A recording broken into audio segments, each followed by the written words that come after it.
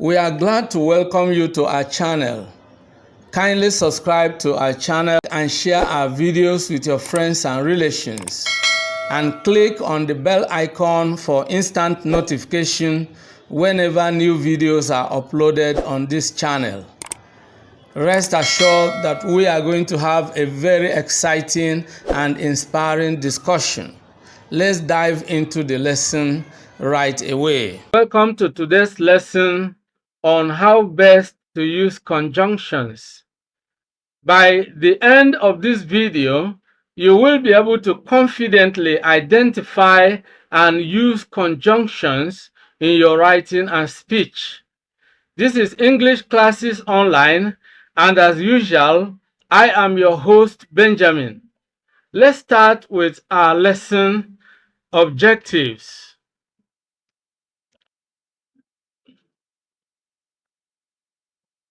Here is what we are going to cover in this lesson. Number one, what is a conjunction? Number two, the four types of conjunction with examples. 3. How to use conjunctions in sentences with examples. 4. Punctuation rules for conjunctions. Are you ready? Let's dive into the lesson right away.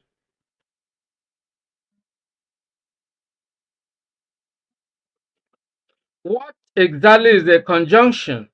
A conjunction is a word that connects words, phrases, or clauses in a sentence. That's exactly what a conjunction is. Think of conjunctions as the glue that holds your sentences together. Without them, sentences would feel disjointed, and incomplete. If you fail to use conjunctions, you will find sentences appearing to be disjointed and incomplete. Let's look at an example. I want pizza and I want ice cream. So here, the word "and" connects two ideas. Want pizza plus want ice cream. Two ideas. The conjunction "and" enables us to connect these two ideas so that what we have is I want pizza and ice cream. Now that you know what a conjunction is, let's explore the four types. And that brings us to four types of conjunctions with examples.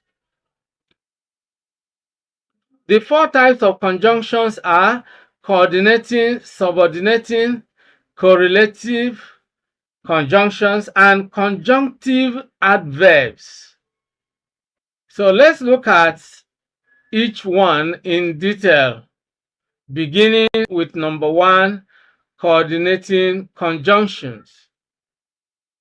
Coordinating conjunctions join words, phrases, or independent clauses that are of equal importance. The mnemonic fanboys can help you remember them. So we have the following coordinating conjunctions: for, and, nor, but, or, yet, and so. And so if you take the first word in each of them, you form the mnemonic fanboys. In fan, F for, A for an, N for no, B for but, O for or, Y for yet, and S for so. So if you can remember the mnemonic fanboys, that summarizes the coordinating conjunction. Now let's look at these examples of these coordinating conjunctions. Beginning with for. For is used to show reason. For example, John sent for his doctor. Why? For he was sick. John sent for his doctor, for he was sick. And this is used to add information. For example, Okon lives in Lagos and he's a bank manager. The first idea is Okon lives in Lagos, then we add the second idea, he's a bank manager. You are giving information, so and helps you to give additional information. Nor is used to add negative information. Of course, and is used to add, positive, as the case may be. So nor is used to add negative information. For example, Mary does not like drinking alcohol, nor does she like smoking cigarettes. You see, Mary does not, that's negative, like drinking alcohol, and she does not like smoking cigarettes. So nor connects them. Mary does not like drinking alcohol, nor does she like smoking cigarettes. Then we have the next one, which is but, is used to indicate disagreement or giving contrary information. I wanted to go swimming, but it started raining. Okay? Then we have or, which is used to indicate alternative options. For example, do you want tea or coffee? Then we have yet, which is used to show concession or contrast. For example, grandma is 90, yet she does regular exercises. The last but not the least, so, is used to indicate that one sentence element is a result of the other. For example, the director was in a meeting, so we waited at the reception.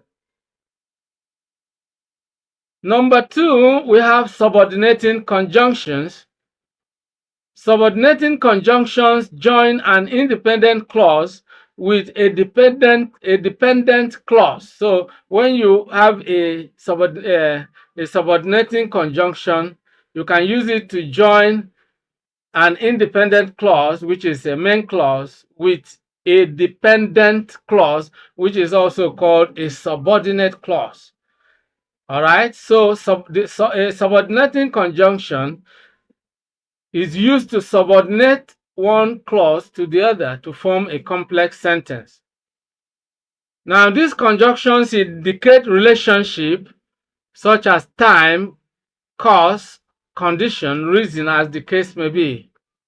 Now, let's take a few examples.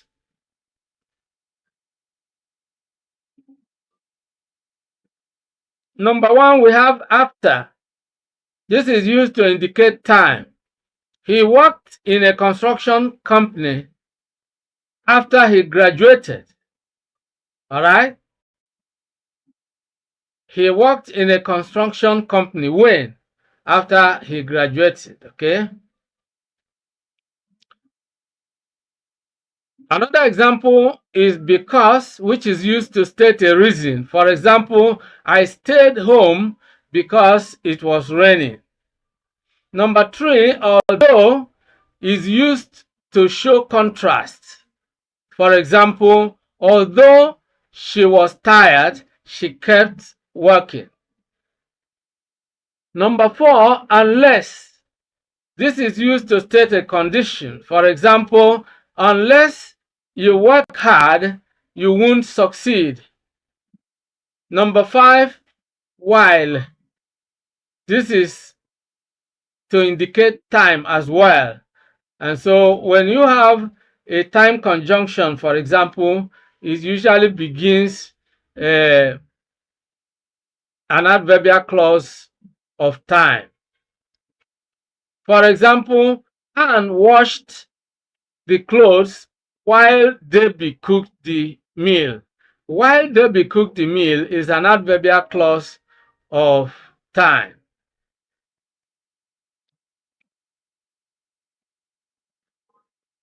Number 6, if. This is a conjunction that you use to indicate or state a condition. For example, if it rains, I will remain indoors. Number 7, until, which is a time conjunction. For example, the workers waited until they were paid their salaries.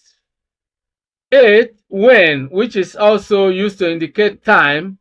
For example, Ayo was sleeping when Femi visited him. 9, before. This is also a time conjunction. For example, Udo completed his assignment before he went outside to play. Number 10, we have as, which is also an indicator of time. For example, the baby started to cry as his mother left the house. That's the time the mother was leaving the house, the baby started crying. Number 3, we have correlative conjunctions. Correlative conjunctions come in pairs and they are used to connect balanced ideas. They are used to connect words, phrases, or clauses in pairs and to show how they relate to each other. They can be used to do the following: express negation, present choices, combine elements, emphasize addition, and introduce alternative possibilities. So let's take a look at examples of correlative conjunctions. The first one is either or. You have either, then you have or. For example, either John or James will be given the job. You can pronounce this as either or either. Either John or James will be given the job. The next is neither nor. Neither the cat nor the dog was hungry. Neither. Next, you have both and. Both the book and the movie were amazing. Next, we have not only but also. For example, she is not only a good wife, but also a caring mother. Number 4, we have conjunctive adverbs. Conjunctive adverbs. What exactly are they? Conjunctive adverbs are special conjunctions that link independent clauses and show relationships like contrast or cause. Examples are as follows. Number 1, therefore.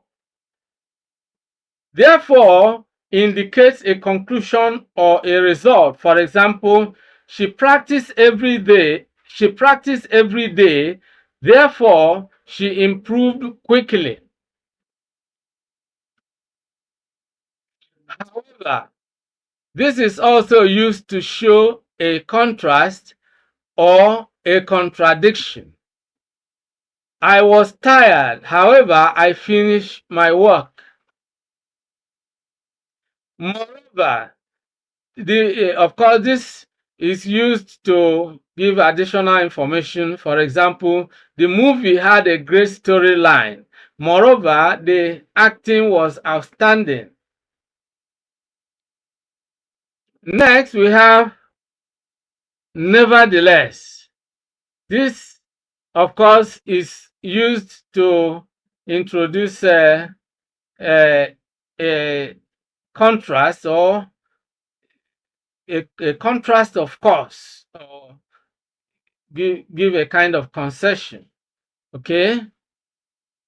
The hike was exhausting. Nevertheless, we enjoyed the breathtaking views. Next, we have furthermore. The book is well written. The book is well written. Furthermore, it provides valuable insights. Meanwhile is another example of conjunctive adverb. For example, the kids were playing outside. Meanwhile, their parents prepared lunch. Then consequently, this actually is to indicate result. He uh, he missed several classes. Consequently, or as a result, failed the test. In addition, this is used to, of course, add information. She is a talented musician.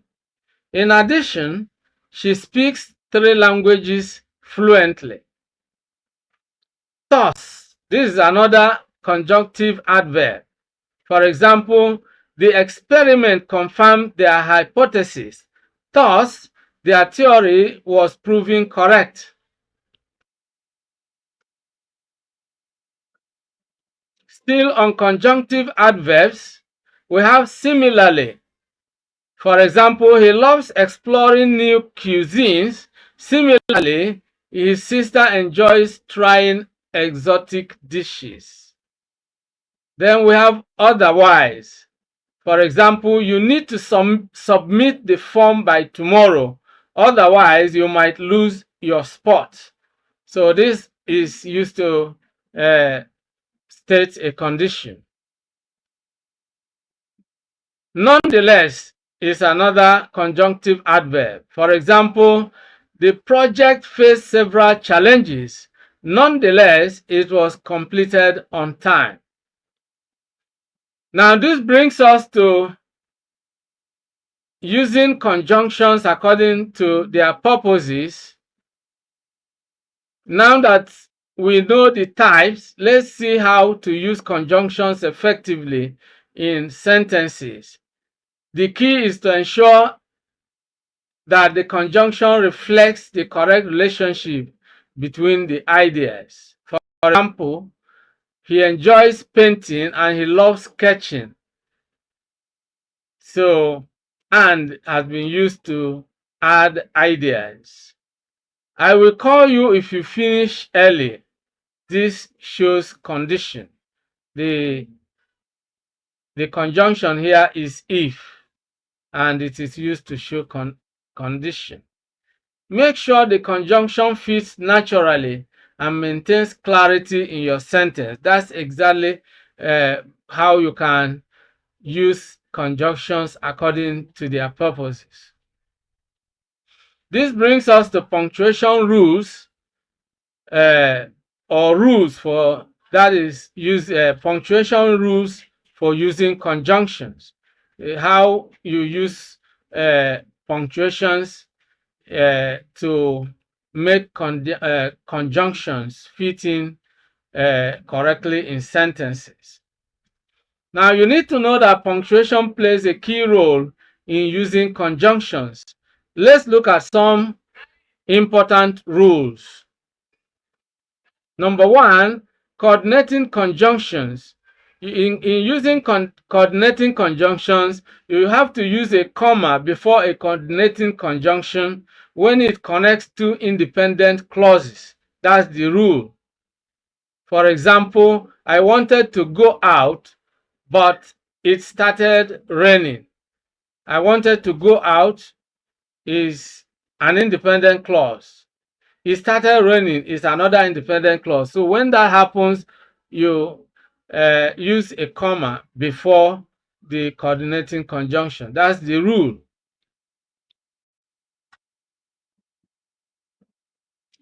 Next, we have subordinating conjunctions. The rule is that if the independent clause comes first, you need to add a comma after it. If it is an independent clause that starts first, you don't need the comma. For example, because it was raining, we stayed inside. Because it was raining, we stayed inside. If the independent clause comes first, no comma is needed. For example, we stayed inside because it was raining. Because it was raining is the dependent clause. So if that comes first, then that is when you need a comma. Okay? Next, we have conjunctive adverbs.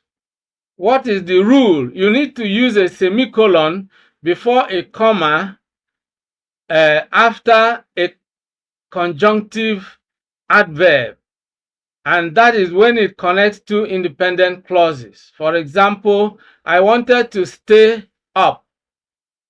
You can see the semicolon comes.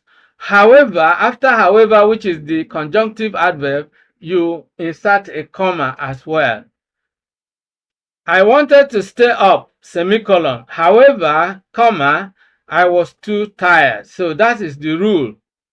Understanding these punctuation rules will help your sentences flow well and avoid common errors.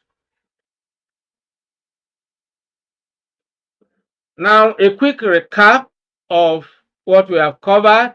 We've learned what conjunctions are, the 4 types, how to use them in sentences, and punctuation rules. Now it's your own turn to practice. Try writing a few sentences using different conjunctions, and remember, conjunctions make your writing smoother and more engaging. And that brings us to the end of the lesson. Thanks for watching. Don't forget to like, share, and subscribe for more lessons. See you next time. Many thanks for watching today's video.